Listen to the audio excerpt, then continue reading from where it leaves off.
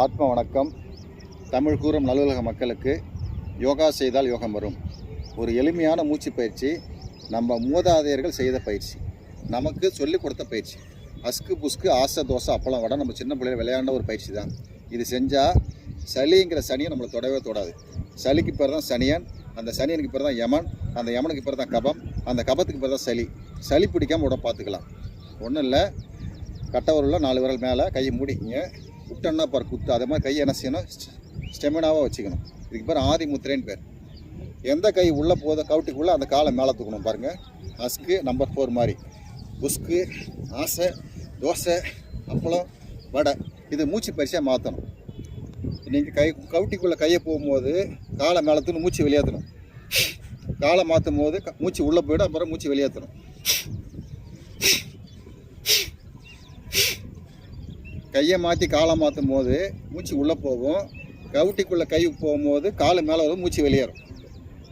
பாருங்கள், நல்லா கவனித்து பாருங்கள்.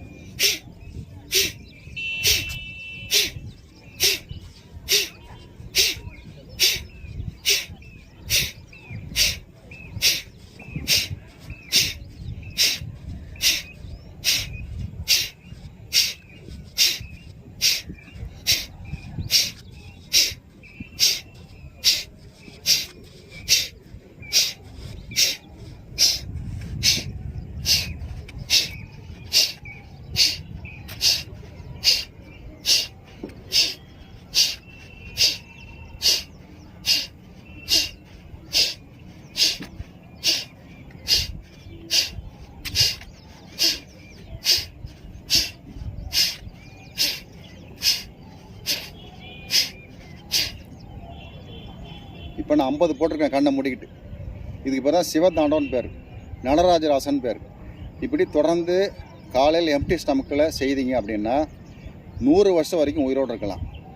100 ஆண்டுகள் ஆரோக்கியமாக இருக்கலாம். 100 ஆண்டுகள் வெற்றியோடு இருக்கலாம்.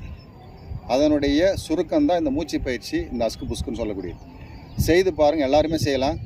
செய்து பாருங்கள், ஆரோக்கியமாக இருங்க. ஆத்ம வணக்கம். பிரியமுடன் ஆர் ஜெய்சங்கர், நெல்லிக்குப்பம்.